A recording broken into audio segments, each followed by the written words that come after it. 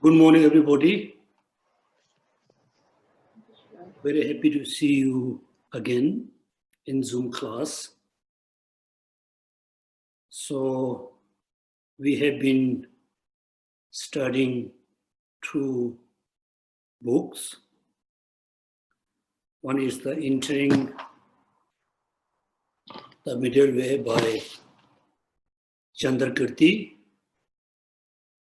The second one is Essence of Eloquence by Lama Tsongkhapa. And also we have been study from the chapter 6, the Wisdom chapter by Lama Tsongkhapa. These three books are very useful to study together, to know the meaning of emptiness, also to know the most important benefit of practicing emptiness.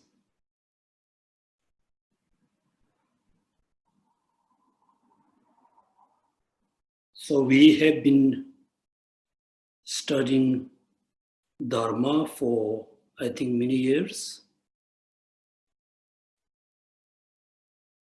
But most of us, we don't seriously think why the Dharma is very important for our life. Studying Dharma is not just our culture. It is not just like a kind of habits. It is very necessary in our life.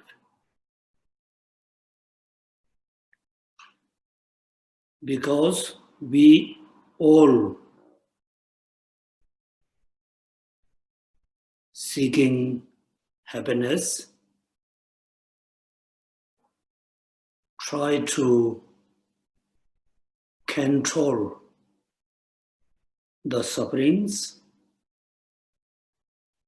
So far, we haven't really achieved the happiness which is we have been seeking. Also, we try to control, try to minimize our problems. Also, so far,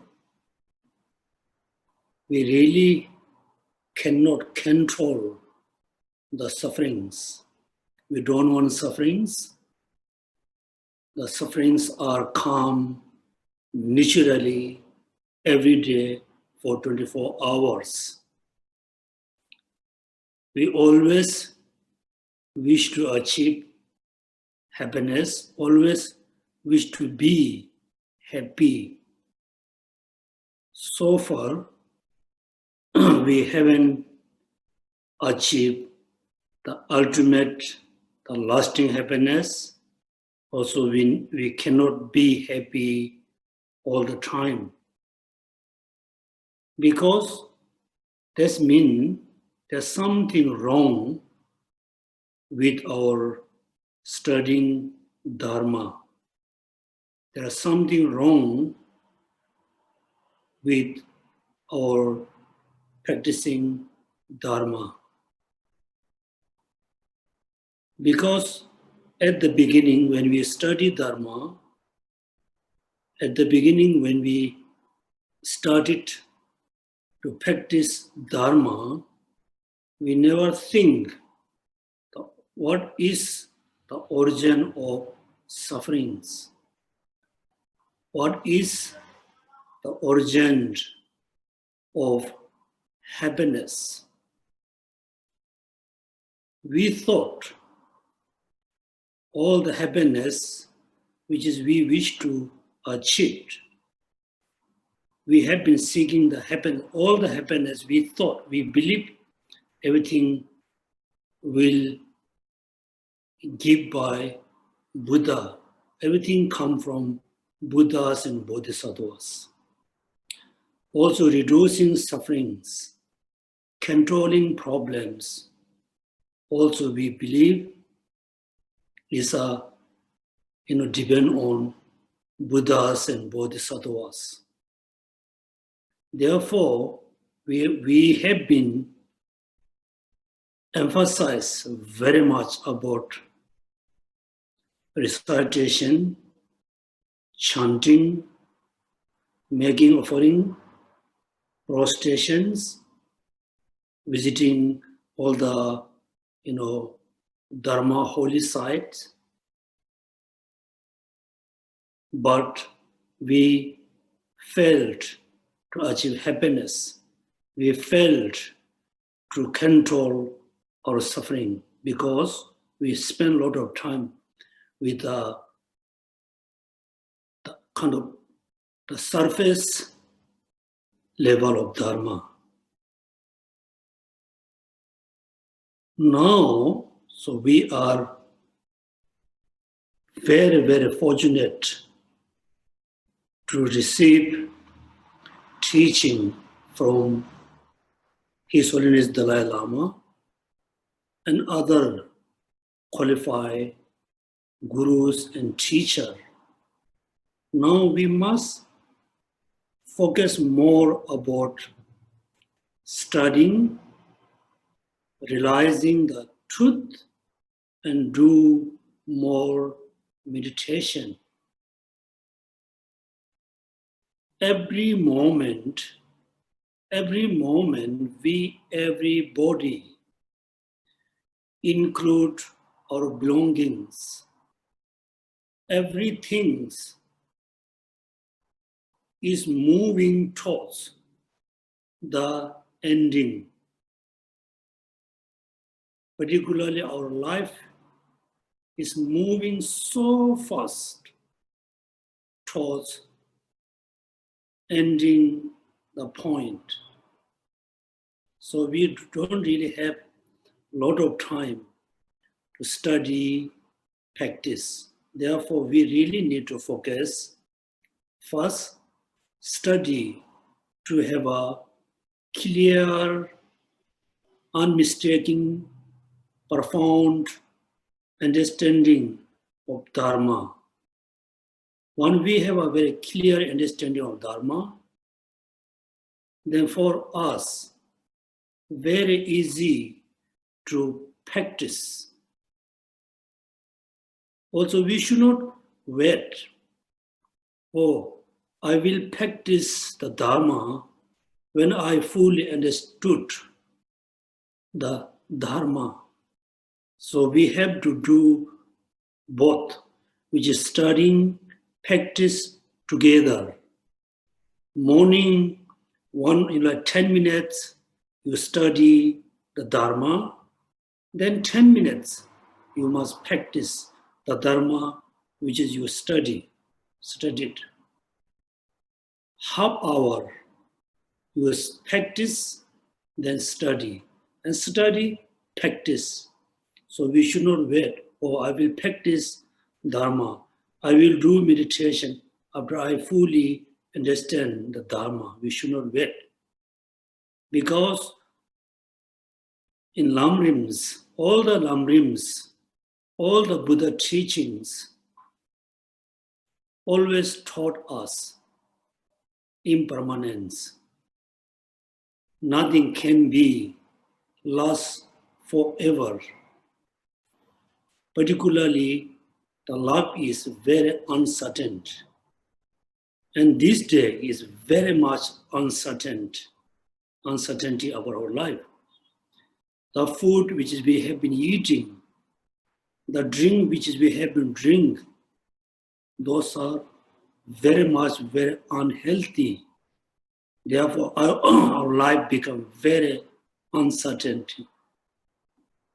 Also, the environment where we live, the water, the air, everything is very polluted.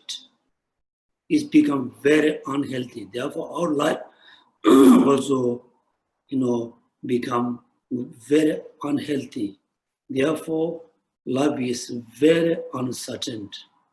We never know when we have to leave this world. After we, left this world, if there's no next life, then we no need to worry about practicing Dharma. Through studying Dharma, through scientific evidence, through people experience, there must be a next life. If there's next life, also we should not think, should not believe my next life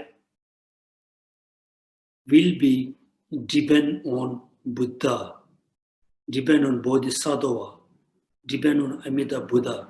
It's 100% depend on you yourself. It can be controlled by you. Nobody will control for your next life. So if we practice Dharma well this life, then we have a less negative thoughts. When we have a less negative thoughts, then we engage into less negative action. Then we accumulate less negative karma. Then on the other hand, we have a more positive thoughts. Due to that, we will engage more positive actions. We accumulate more positive karmas. Then our life, next life will be positive life, healthy life, excellent life. So please everybody remember, and always remember, this life is very much depend on me. My next life also very much depend on me. It's in my control. So how you can control your next life to be good, to be bad, to be happy life, to be suffering life, because practice of Dharma. Therefore, these three books, Entering to Middle Way, Essence of Eloquence by Lama Tsongkhapa, then the Lamrim, these three are very interconnected. So therefore, at the beginning, everybody must think, I don't want any more sufferings, physically, mentally.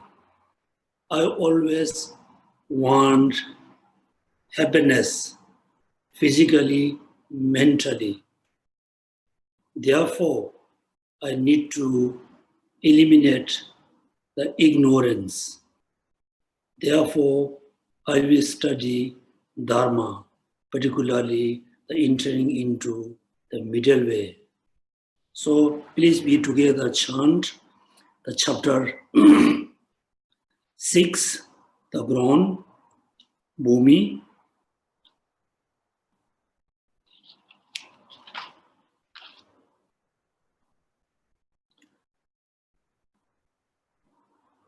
On directly facing us the manifest, he abode in the manner of meditative equipoise and turned to the attributes of perfect Buddhahood. This Bodhisattva who sees the truth of dependent origination attain true cessation by dwelling in wisdom. And this sentence also, when you chant by yourself, you can change this Bodhisattva, mean this person, me, when I realize the truth of dependent origination, I will attain the truth cessation by dwelling in wisdom. Right? So the true cessation or the Buddhahood, so we have to achieve through practicing the wisdom, which is realize emptiness. Second, why emptiness is so important.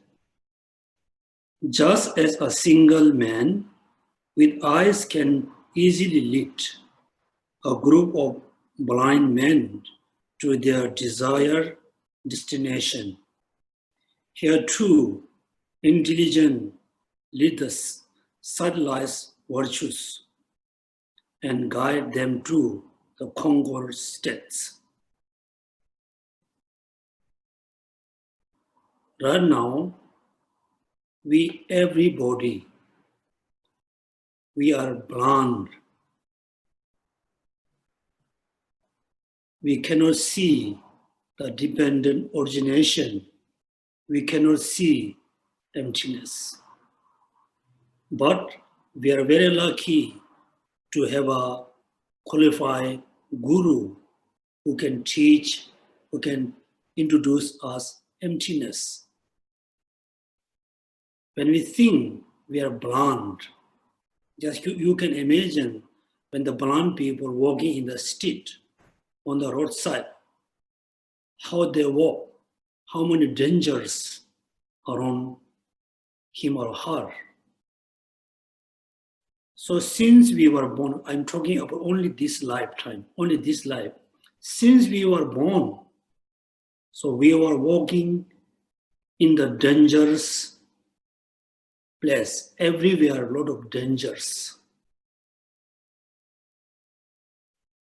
There's a dangers by anger, dangerous attachment, danger by ignorance, ego, jealousy. All this produce a lot of suffering. They really harm us because we cannot see the truth nature of emptiness.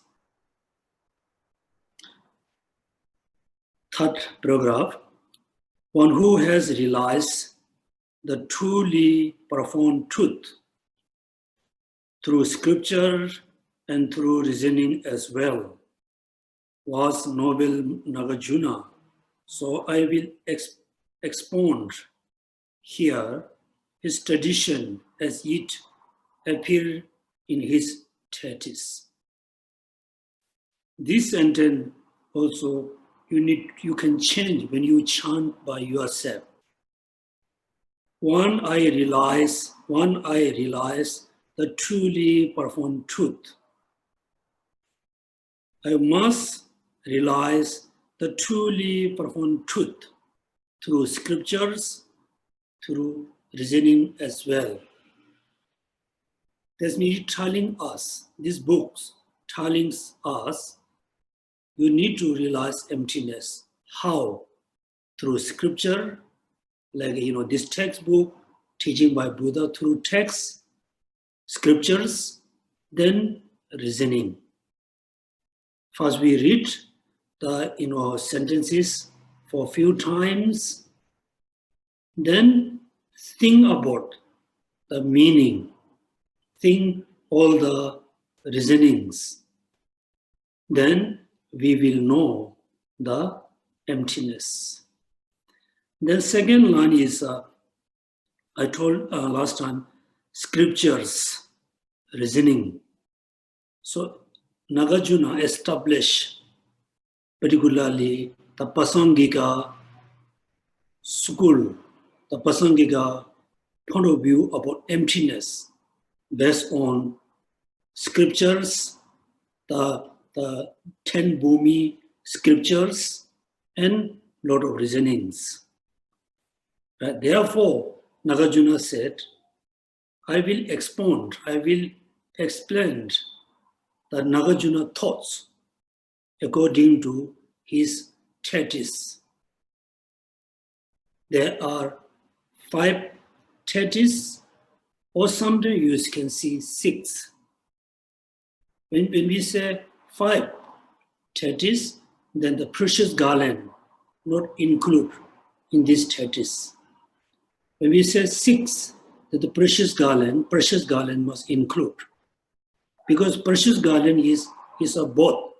They explained emptiness, also explain all the practices. The rest of the 5 treatises very much emphasize to explain emptiness. Next sentence, even ordinary person, when hearing about emptiness, share joy, search again and again with their heart. Tear bonds of such as joy fill their eyes, and their hair stand up in their foliless. So this sentence actually, recognizing sentence, the perfect person who can understand emptiness. Therefore, even the ordinary person, for example, everybody has a very, very serious cancer disease, very serious. All the doctors, nurse, family, friends, they totally abandon us. They say, okay, we cannot save you anymore. The doctors say it cannot be cured, not curable. There are no more medicine. And this moment, we really feel very unhappy. Very unhappy. We don't know what to do. I want to survive, but I don't know what to do. You go, all the doctors, nurse, friends, family, everybody totally abandon us. Just imagine, in that moment, somebody come to you, he or she say, hey, please don't worry, should not be unhappy. I have a perfect medicine for your sickness. Then what kind of feeling we have? We feel so joy, so happy. So we have been sick eons of eons by attachment, by anger, ego, all kinds of affect emotions. Now the Buddha said, you have been suffered. So many eons. Now I have the medicine. Then we feel so joy. So the emptiness is like, the perfect medicine to cure all disease. Tear born from such a joy fill their eyes, and their hair stand up, their foliless. The next sentence, such as people have the seeds of perfect Buddhahood. There are the perfect vessels for this teaching. To them, you should teach the sublime ultimate truth. From them, the ensuring qualities will come through birth. The first two lines, the particularly one, such as people have the seeds of the perfect Buddha, should not misunderstanding this sentence. So who has, when we listen the emptiness, teaching about emptiness, somebody doesn't have any feeling. It doesn't mean he or she doesn't have a Buddhahood, perfect Buddhahood. This sentence must say, such as people have the seeds to understand emptiness, to achieve Buddhahood. Please remember this one. Such as people have the seeds and mental imprint to realize emptiness very soon for achieving Buddhahood. They are the perfect vessel for this teaching. Perfect vessel. This kind of person is the perfect vessel. If, the teacher, the master teach emptiness, these people, this kind of people, the people will understand emptiness. Then the people can have all the good qualities. If the master, the teaching teach emptiness to the wrong person, the person doesn't have the ability to understand emptiness, then the person cannot have any good quality. Instead of having good quality, he or she has a lot of wrong understanding, wrong views. Therefore, then the ensuing quality will come to the birth. Then 6, 7 is mainly telling all the practices which is read. Adopting perfect morality, they will always abide by it. They will practice generosity and cultivate compassion. They will practice forbearance and will dedicate thoroughly their virtues for freedom for all beings.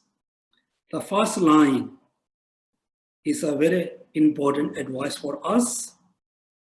I think most of us, we adopt morality, we adopt vows. Layperson vows, or Vajrayana vows, Bodhisattva vows, or Pratimokya vows. We adopt the vows, morality from teachers or guru or from the Buddha. After we adopt the morality, then next day we destroy. We cannot maintain the vows because we didn't see the importance of practicing morality. So the person thinks emptiness is very important. I must practice this life. Also, I must practice continuously next life after next life. Therefore, the person realize practicing morality very important to have a happy life, excellent life in next life. Then, if you just born as an excellent person, doesn't have any physical challenge, but if you are totally lack of resources, then you can see the person want to practice Dharma, cannot. The person want to attend teachings, he or she cannot. He or she is not, he doesn't have enough resources. Then practicing generosity. Right? Then next one, compassion. So the person not just wish to be happy, not just seeking liberation, the person seeking Buddhahood. Therefore, compassion. Right? Cultivate compassion. So we practicing Dharma, we have been practicing the Mahayana path. Therefore, practicing morality is very important. Practicing generosity, very important. Practicing compassion is very important. Related to the generosity, many of you think, oh, I don't have a lot of money to be generous. I don't have so many things to offer to someone. Here, please everybody remember, at the Buddha lifetime, there was a very, very poor person.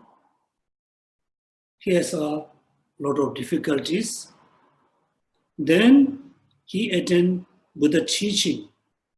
That time, Buddha was giving teaching about generosity. Then the poor person feel very, like a disappointment. Oh, I don't think I can practice generosity. I don't have anything to offer. After teaching, he asked Buddha, I don't think I can practice generosity. I don't have anything. Buddha said, I know you don't have the physical thing to give away. When you see someone, you just smile. You give your smile. You give your respect. You show your care, sense of caring. So this is also part of giving. Also, you are materially, let's say you are poor, still you can give nice advice for your friends, for your relatives. Giving advice, also practicing giving, generosity, then compassion. I hope all of you remember very well. Mahayana practices rooted by compassion. No compassion, no bodhicitta, no bodhicitta, no Buddhahood. Compassion. Then compassion must be compassion towards all sentient beings, not only the people who you like. Therefore, next sentence you can see here, forbearance. You cannot practice compassion towards your enemy. You cannot practice compassion towards someone because the person is very mean. The person is a very annoying person. You cannot cultivate compassion. Buddha said, no, practice forbearance. Then you can practice compassion. Then dedicate. Dedication is very simple practice, also very important. For example, let's say you have a marker pen, just one marker pen. If you think, I will give this pen to someone in order to accumulate merit to benefit myself or benefit my families, benefit my company. You are giving away this pen with a very simple motivation. Then the merits is also very simple. If you think I'm going to offer this pen to someone in order to benefit all sentient beings, then this merit you can dedicate to all sentient beings. That means same thing can make big difference with the motivation. Therefore, please always have a good motivation. When you need to argument with your boss, when you need to argue with your colleague, your relatives, neighbors, before you have an argument, argue with someone, have a good motivation. This person doing this wrong thing for many days, I must argue, I must tell only benefit for this person. Then your argument is look like very negative. Actually, it is positive actions. Motivation can change everything. Therefore, here said, we'll dedicate thoroughly the virtues to freedom for all beings. That means it depends on your motivation.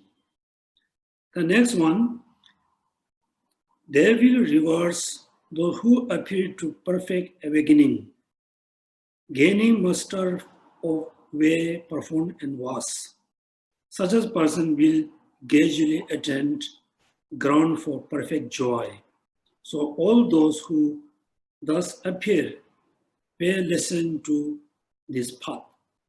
The first sentence, first line, they will reverse those who aspire to perfect awakening. That means the person wish to become a Buddha, when he or she can see someone is Bodhisattva, they have a deep respect. When he or she see somebody giving teaching about emptiness, they have a very deep respect. The second line, gaining mastery of ways, performed and was. So we have to be master, practicing the profound teaching and the vast teaching. Also, these two teaching, we cannot, we should not practice separately, always practice unionly. This also telling us Buddhahood can be achieved through these two practices unionly. In order to practice these two together unionly, you have to be master. You know how to practice the profound and vast teaching. Right? Then such a person will gradually attain the ground of perfect joy. Next sentence. So here I told last time, okay, without showing the, I think last time I sent a copy, without showing the copy, please everybody can remember the 10 economies, right? 10 equalities, 10 equalities. Because this sentence number 6.3 through scripture, Master Nagarjuna explained emptiness through scripture reasoning. Scripture, there are many, particularly Prajaparamita teaching, and very particular about the 10 grown, I think 10 Bhumi grown scripture. So this explain 10, I think, sameness or equanimity something, equivalence. Please remember the 10s.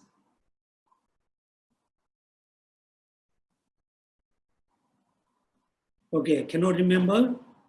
Okay, Sonam, Peri, or Kwanji, whoever, can you show the hand over, please? I send you but in the Zoom. Yes, Geshe-la, they have been pasted in the group chat in both Chinese and English. Brothers and sisters, you can refer to the chat windows, the English version and Chinese version.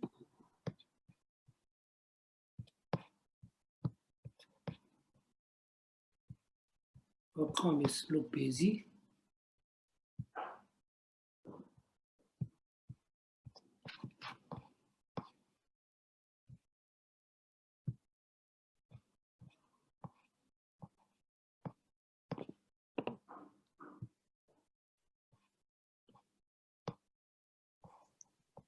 Geshe-la, would you able to see? Can you see this one? Cannot see that?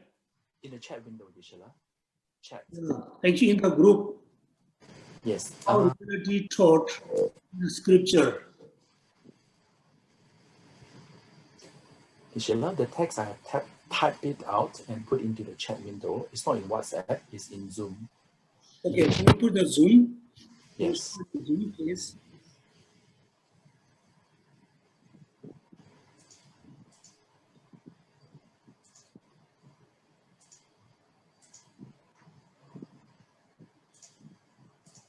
Can everybody see the screen now? Yeah, here. Yes. Right. Yes, thank you. These are the 10. Therefore, Chandrakirti said, right, I will explain the Nagarjuna tradition, which is Nagarjuna explained the profound teaching based on scriptures and reasoning. There are so many scriptures. Here the scripture refer to the 10 Bhumi Sutara. What's the number 1? Singleness. So all phenomena are the same in being singleness.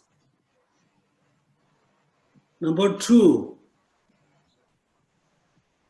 you have to say all phenomena are the sameness in being characterless. All phenomena are same in being productionless, non-production.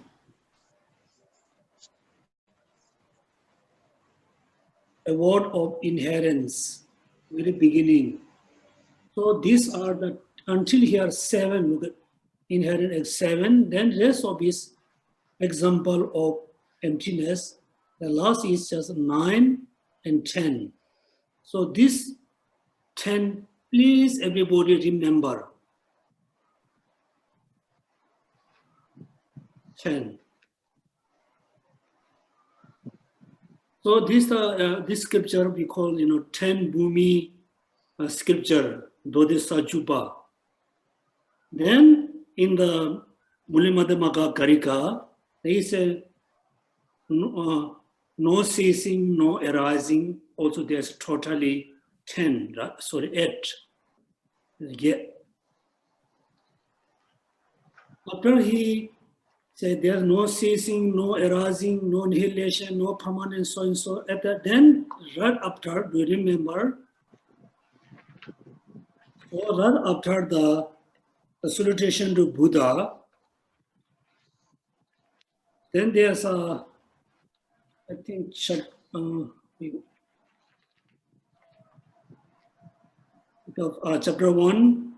from the Madhyamikavatara. Neither from is self, not from other, nor from both, not without cause. Does anything whatsoever, anywhere, ever arise? So among the 8, first he refutes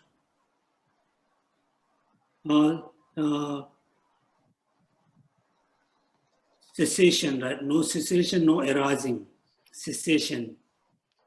There's not such as inherent cessation. No ceasing, no cessation, no ceasing. Within this true, usually we say arising, then ceasing. In this Nagarjuna text, he first put the no cessation, so no ceasing, no arising.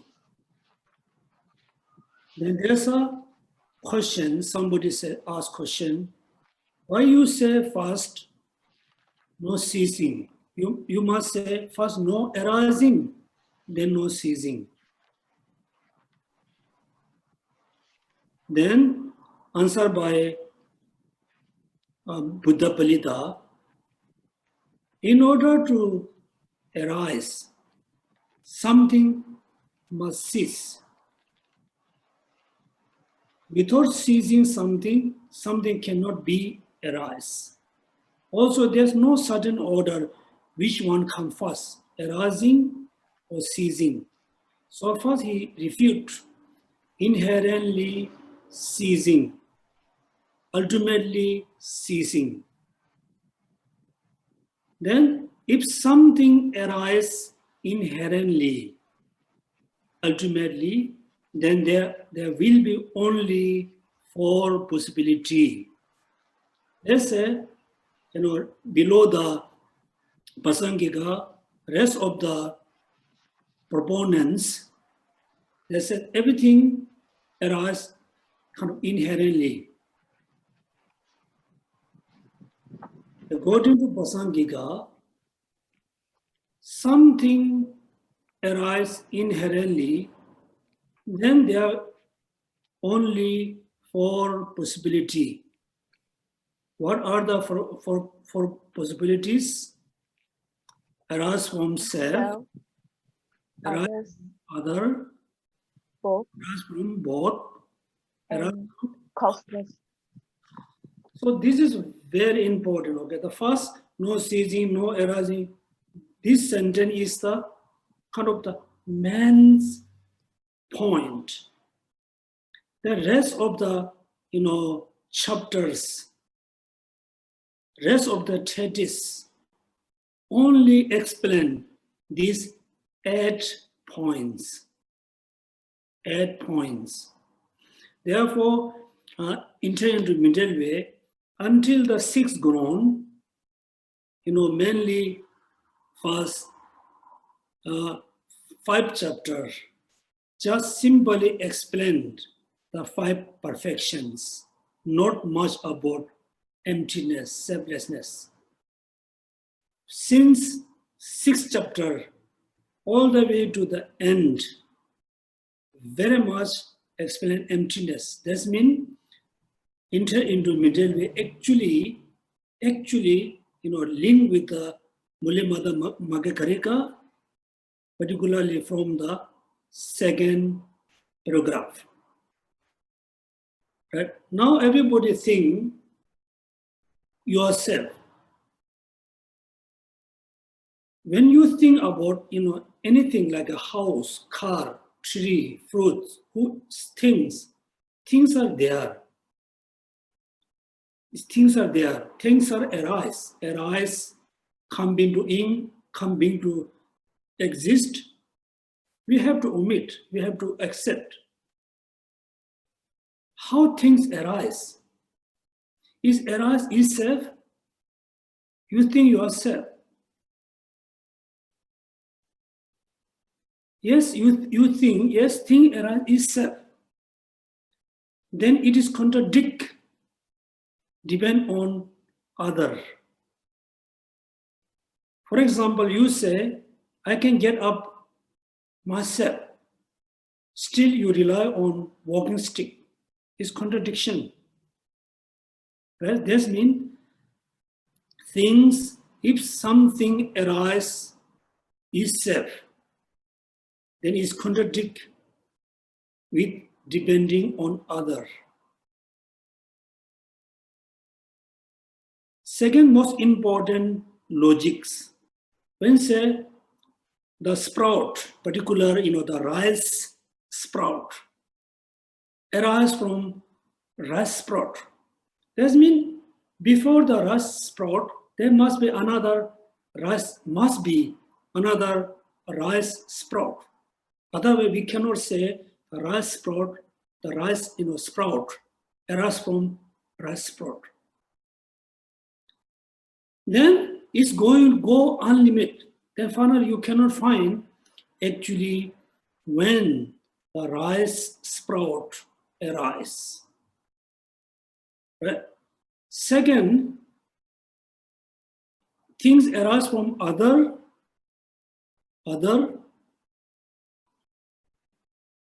Yes, generally you can think, yeah, because things arise from other, because the tree arises from seeds. The rice arise from seeds. The seeds and rice is separate, like two things. Then what we need to think, like a child, the father said, oh, this is my child. The mother said, it's my child. But the spawn, when they put in the mother womb, that time the spawn is not the person, not the baby. Therefore, when the baby grow up, I say, you are my son, because I born you, I give about you. Now you go more closely about seed and sprout. When you look at seeds, first you can see seeds. When the seeds actually transform into sprout. Therefore, you cannot say seeds and arise from other. Then, if you're able to refute arise from self, then it's very easy to refute both. Then causeless, we cannot accept causeless. But therefore, the next sentence you can see here, not originating from itself, is very similar. Now you can see, right? Very similar with the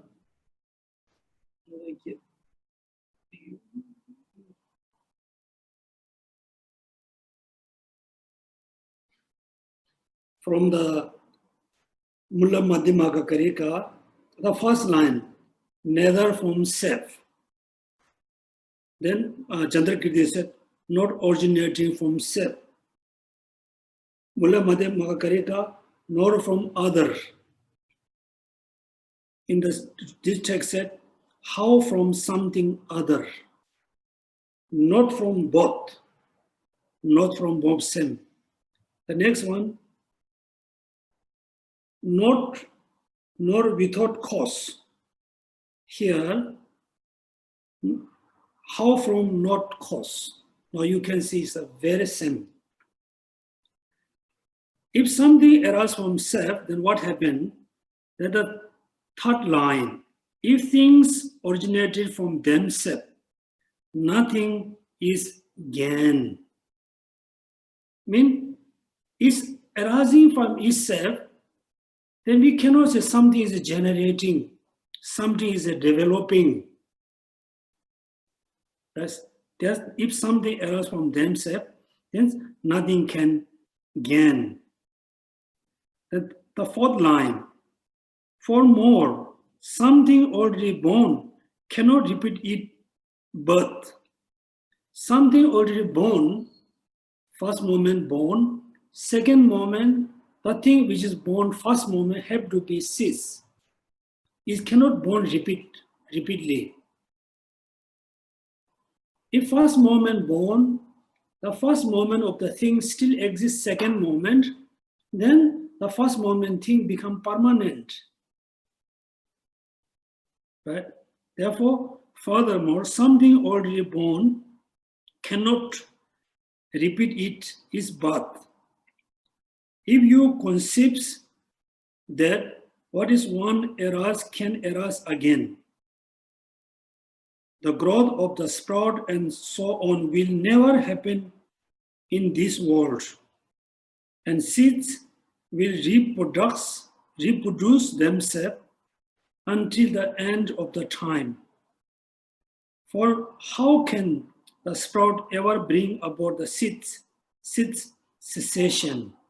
So now all the logics, come by one. So I need to check the time.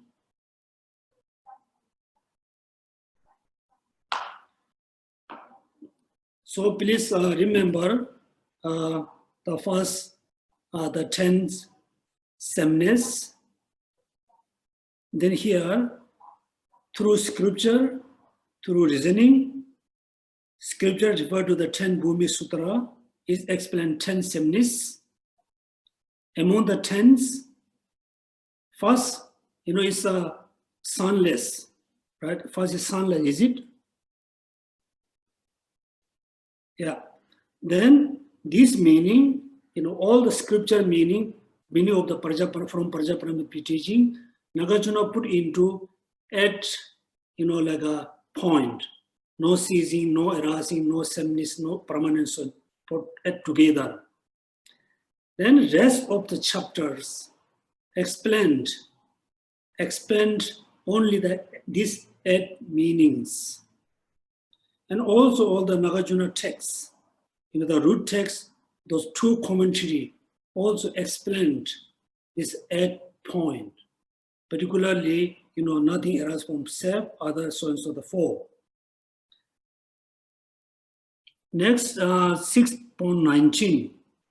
For as you contend that which is arising is about to arise, so does not yet exist, while that which is ceasing, though exist, is about to disintegrate.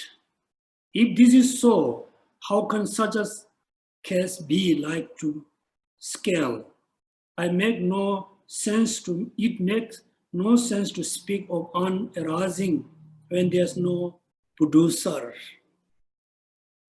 Okay, so today we can stop here from this textbook. So before we start, next lesson, right now we have a Lamrim class. It's mainly talking, we have been studying about meditation. Particularly, we have been studying the object of meditation. So now your study, all your study, you put in together. Last 3 days, we received teaching from His Holiness about the commentary on bodhicitta. Then this book I found, I think it's a very, actually all teaching is very useful. Every morning when you wake up, first, before you drink, eating, or go for toilet, just when you woke up, open your eyes. I think you can recite these verses for generating bodhicitta. You no need to do in a lot of like a simple ceremony. Just as the blessed Buddhas and great bodhisattvas have generated the mind of great awakening, I too shall. From now until I arrive the heart of the awakening, generate awakening mind, in order to that I may save those who are not saved, free those who are not free, relieve those who are not relieved, and have thoroughly transcended sorrow those who have not thoroughly transcended sorrow. This is a very simple sentence, also very easy to generate bodhicitta. He's talking about Buddhahood, you're talking about all sentient being, then you generate bodhicitta, right? And also, you need to have a pure motivation for all day. Also, you should think, I'm so lucky to alive, able to generate bodhicitta.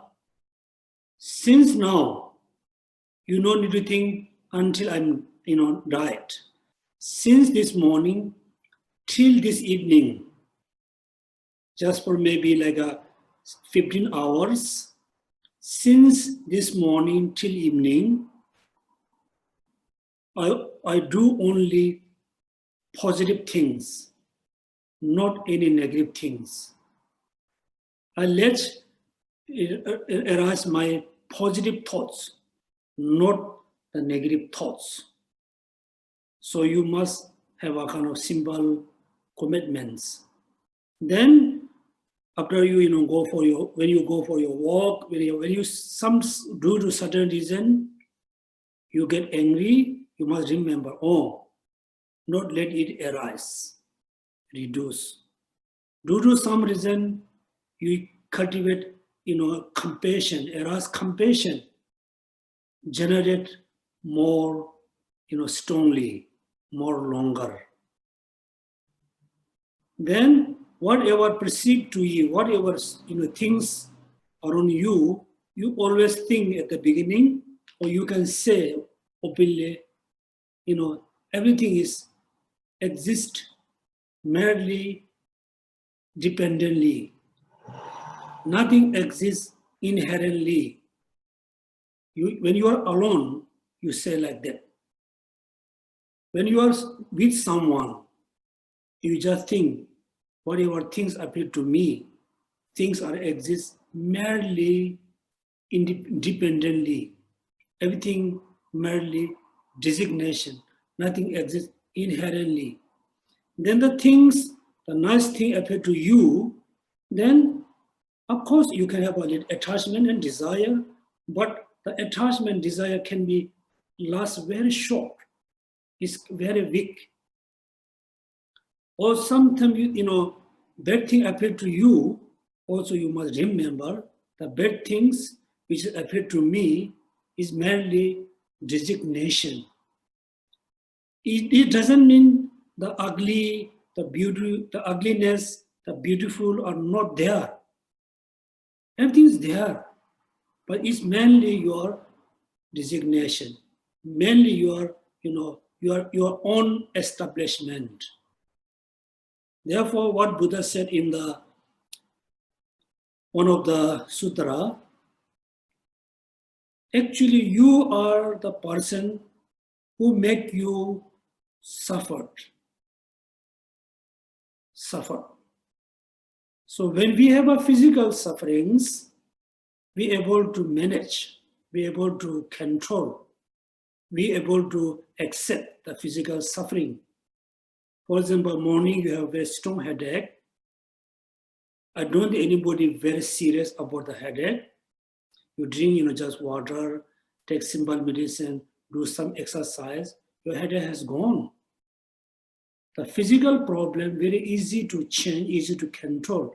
Mostly, we are not happy because of the emotional things.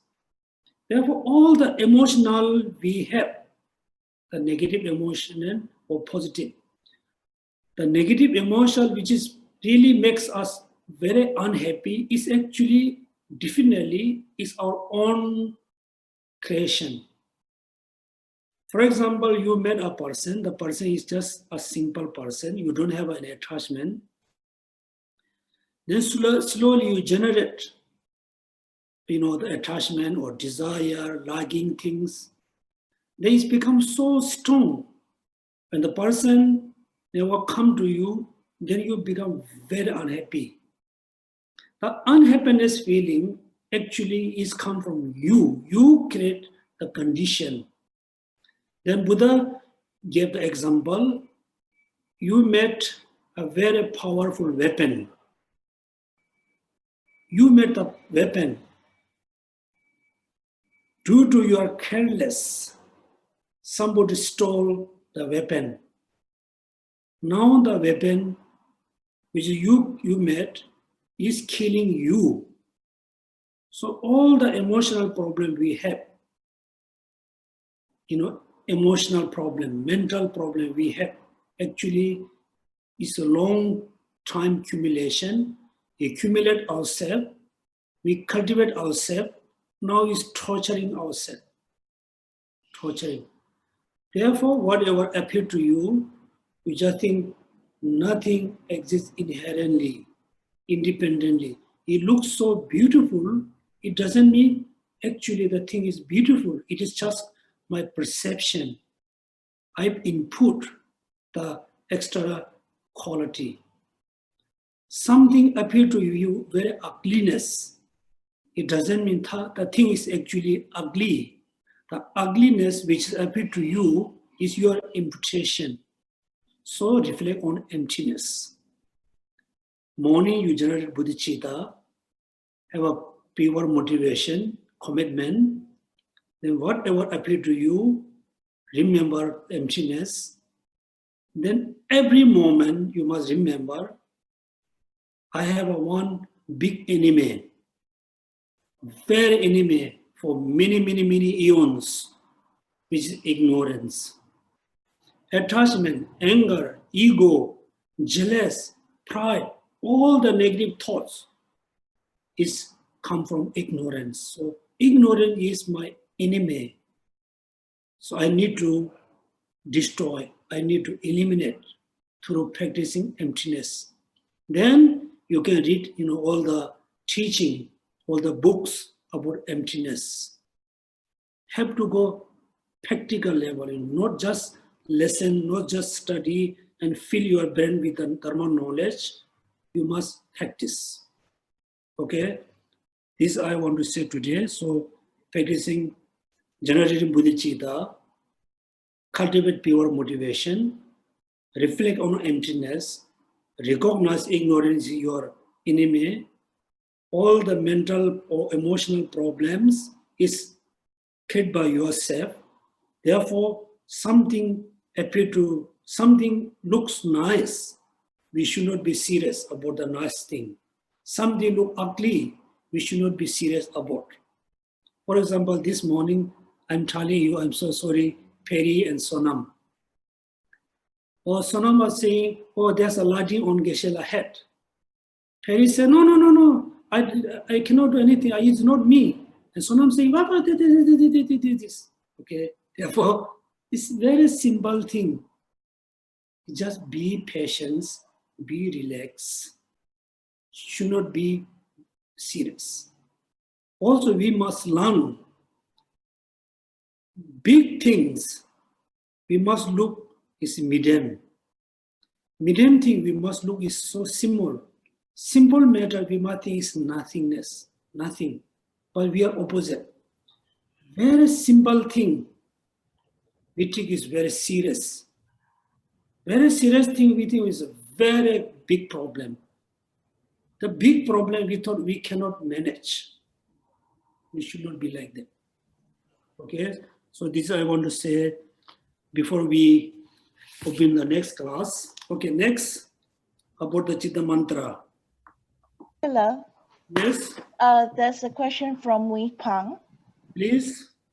Okay, Mui Pang, can you please proceed? Okay.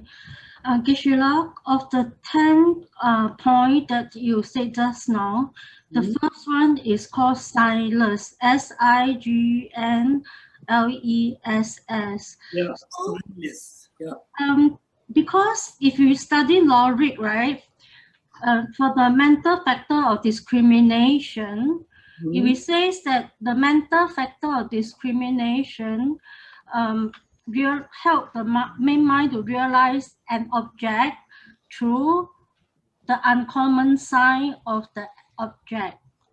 The mental factor of discrimination apprehends the uncommon sign of an object. So I wonder the English word signless and this uncommon sign of an object in Tibetans, are we talking about the same things?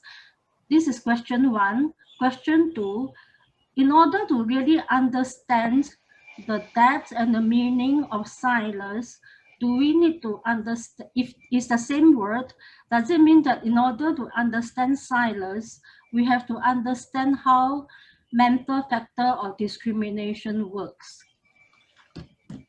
First, within the 5 mental factors, there's a 2 different translation. Somebody say discrimination. Most of the text written translated by Tudel Jimba or written by Tudel Jimba use the perception. Perception. Whatever. So within the perception, there's a 2 kinds. Yes, you are right. In Tibetan, we can say Trawar Jimbe Tsema and Duar Jimbe Tsema means within the perception, when they have a percept about the things, some mind have a very precise perception. When they analyze the thing, is analyzed very precisely, right? Because Tokpa, Jukpa, Tokpa.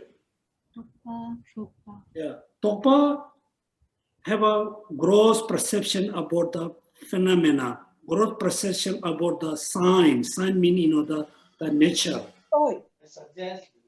Second is the analyze more precisely, more detailedly. There's a 2. These are one sign mean is their own character.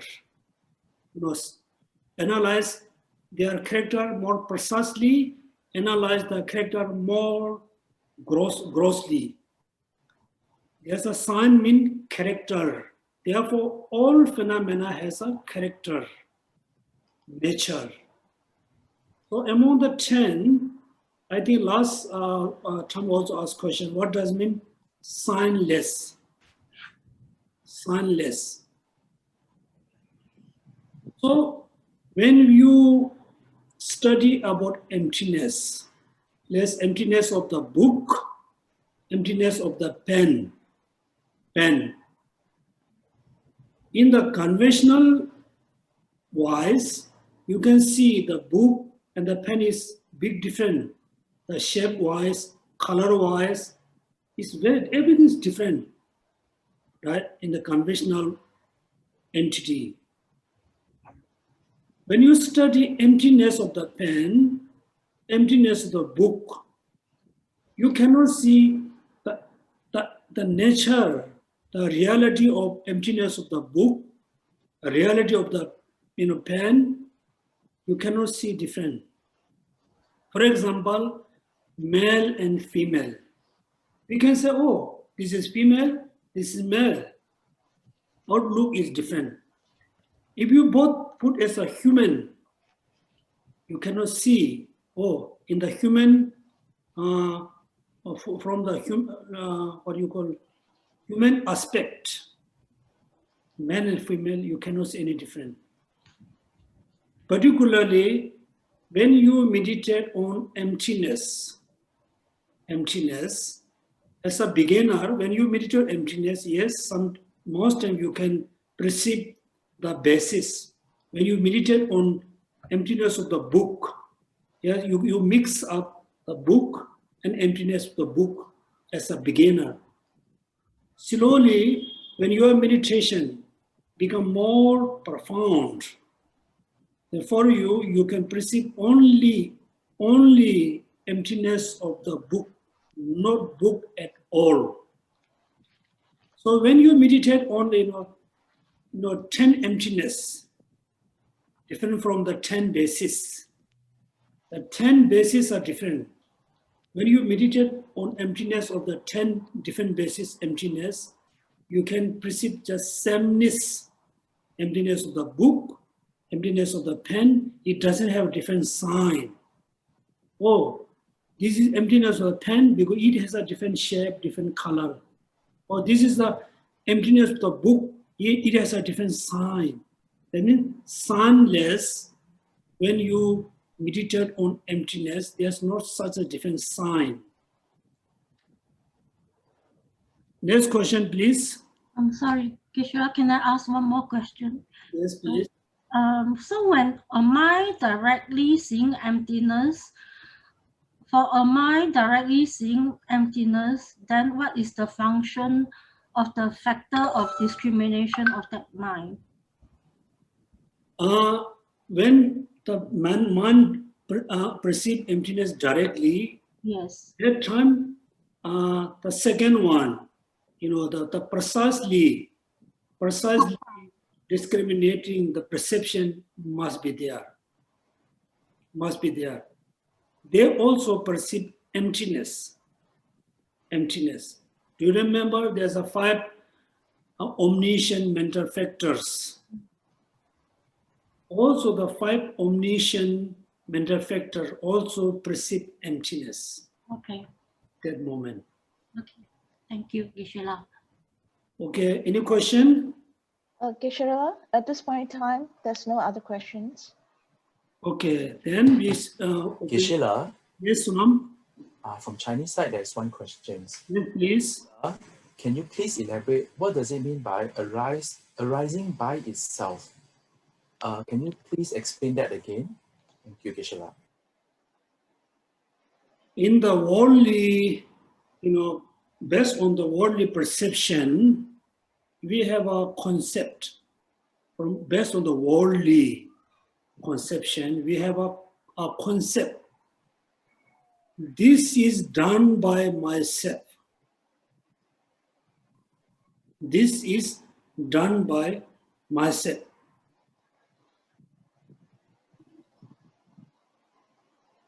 Chinese, you can say, I will speak little Chinese.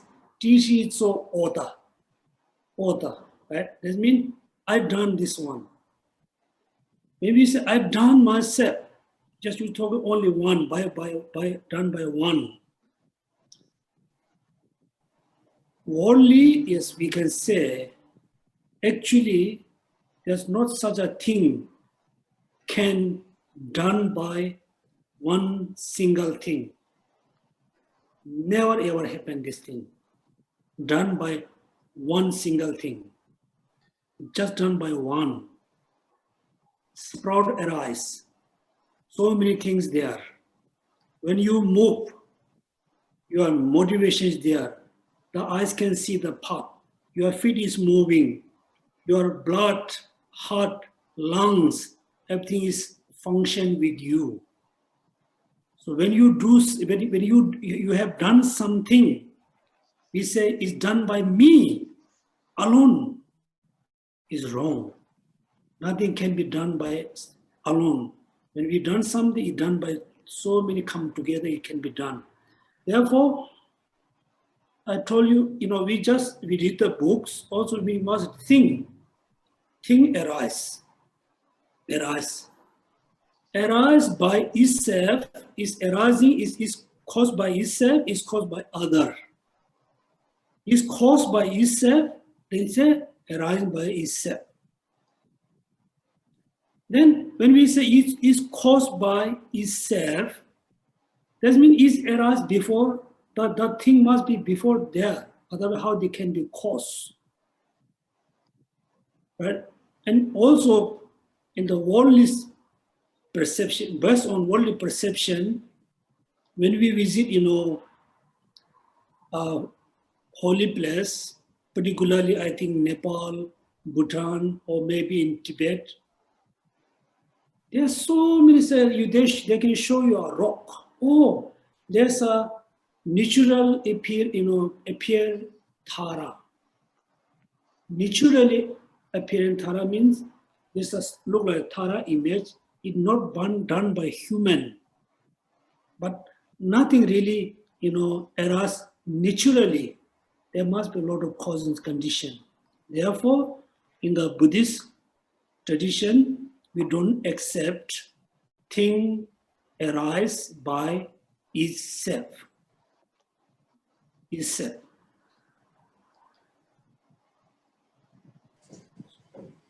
Any question?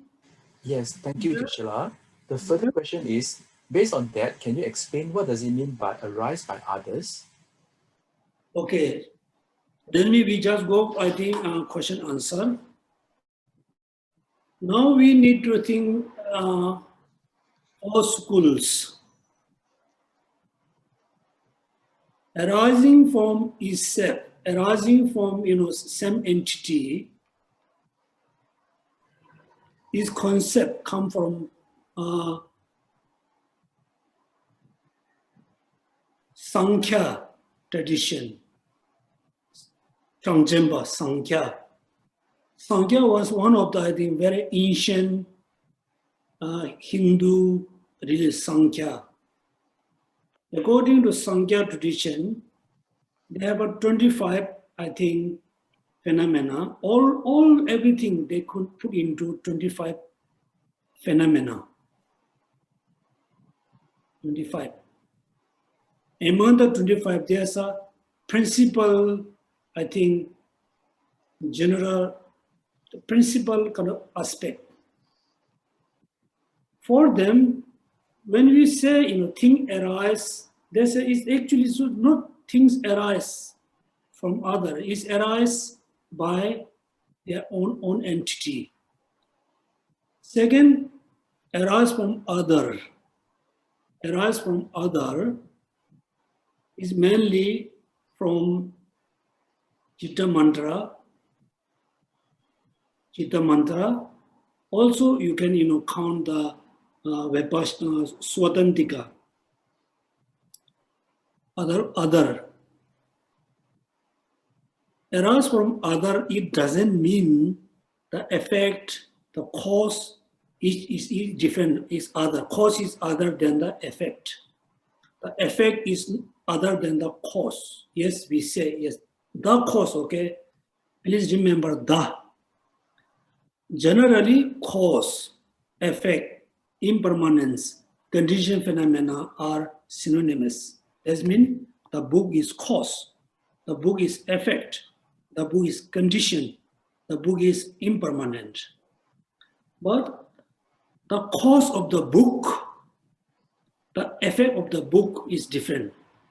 The cause means the cause of the book, the effect of the book. Therefore, the effect is not the cause.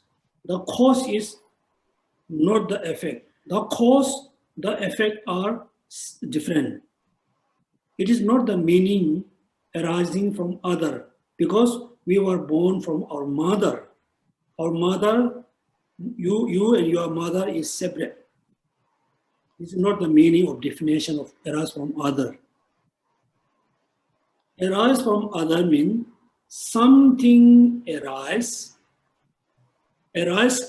by cause. A cause exists substantially. Thing arises from the cause which is produce the effect The cause exists substantially. Substantially cause produce effect. Not substantially exists cause cannot produce anything. According to the Pasangika, the cause produce effect. The cause not exists substantially. Not exist substantially, the cause can produce effect. Therefore, arising from other means something arising from the cause exists substantially. This is the meaning arise from other. They arising from both. This means, again, the Sankhya tradition, thing arises from both, arise from self, arise from other. Arise from other means for them, the sprout arise from seeds. The seed is other than the sprout. Arise from self means there's a principal kind of producer, they produce everything. Therefore, produce by self. Then causeless, I think one of the Hindu schools, they don't accept cause and effect. They don't accept next and previous life. They don't accept karma.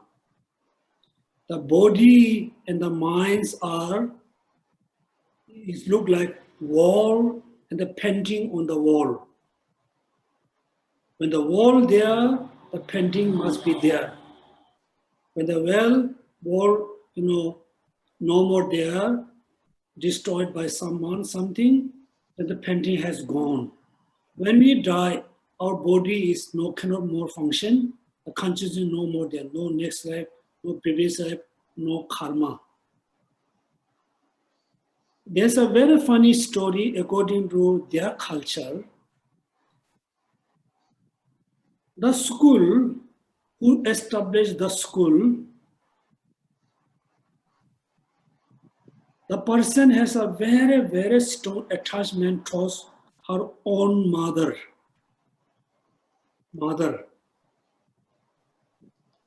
He wanted to have a physical relationship with his own mother. Therefore, he was very intelligent. He composed, like books. He mentioned there no next life, no previous life, no karma, nothing. Whatever you wish to do is okay.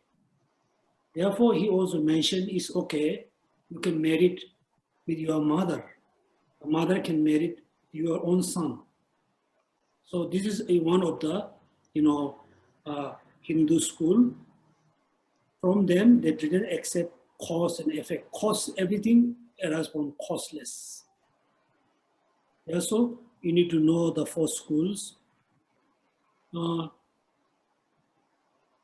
Then arise from other, arise from both, arise from causeless. So this is, is mentioned in the books. Now you have to stay in the middle. You need to think, the four options. Think arise from self or not. Think arise from other or not. Both or not. Or causeless. You need to think yourself. Otherwise, your understanding cannot go more profound, more precise. If you just follow the teaching, the books, Chandrakirti say, yes, this is right. Nagarjuna say, right, is right. Dalai Lama say, it is right, it is right. Dalai Lama say, it is wrong. If you just go this way, then you have become more brain. So that you have to think by your own, by your own mind. Next question, is there any question? So now, English side, there isn't any question. Geshe, in the past lesson, you mentioned that when you refute the stages of refutation, we start from refuting born from others, arise from others, so that when this is rejected, then you can reject the third rejection. Therefore, you can reject the first rejection. Is that something that is being recommended by yourself, or this is simply just a suggestions for us to contemplate? There's actually there's a lot of books in Tibetan,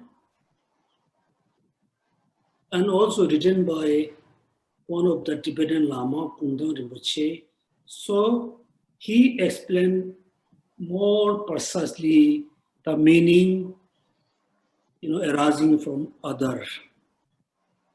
Also, he particularly linked this the idea with the Cheetah Mantra.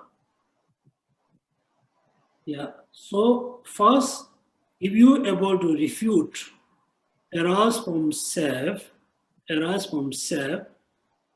then you can have a better understanding about dependent origination, the first one.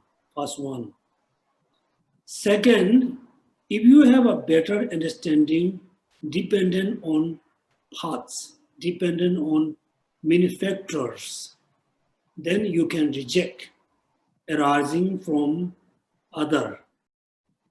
So when you're able to refute, reject arising from others, still you need to identify the object of negation. Because we are not talking about something arise from other, because the cause and effect are separate. I told you arising from other mean thing arise from cause. The cause exists substantially, inherently. Inherently exists there must be something produced. Therefore, among the 8 points, right? Why Nagarjuna very much focused the 8 points, no ceasing. Therefore, in the worldly concept, the thing exists inherently, because therefore something is ceasing, something is arising. Nothing exists inherently, then we cannot accept arising and ceasing. Arising, ceasing, then no coming, no going. Therefore, if something no exists substantially, then how we can say someone is going, someone is coming? For them, look like everything look like delusion, not right there. Therefore, in order to reject or refute self arising from other, first you need to know the definition. Second, you must have a more profound understanding about dependent arising from paths, also dependent on name and thoughts. Otherwise, verbally we can say, oh, yeah, I cannot accept, but actually still you are holding the view. So this I want to say. I don't have another suggestion, Sunam. Okay, if there's no question, then now it's almost 11:30, so we can stop our Q&A. Again, please everybody be serious about your study, very much serious about practice. You must have a hope. Within 2 to 3 years, I totally can be changed. Now I am no Bodhisattva. Within 2 to 3 months or 2 to 3 years, I can be Bodhisattva. Until now, I am very angry person. I'm always fighting with everybody.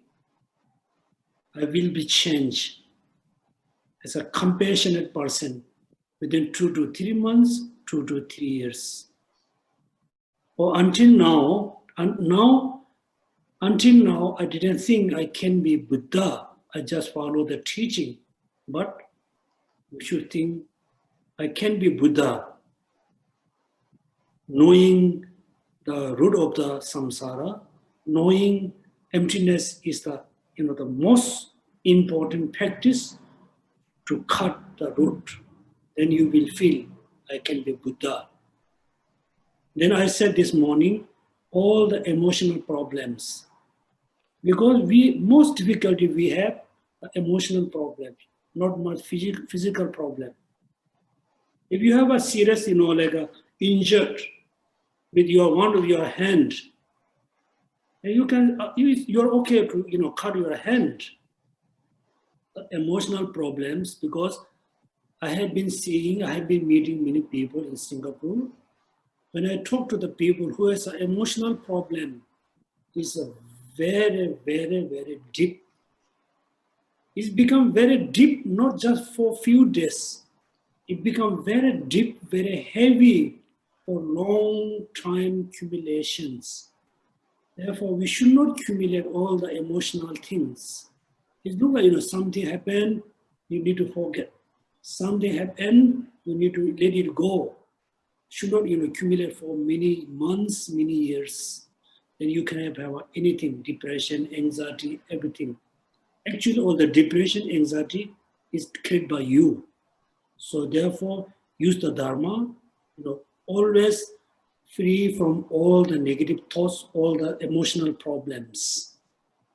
And thank you so much. We'll see you on Sunday.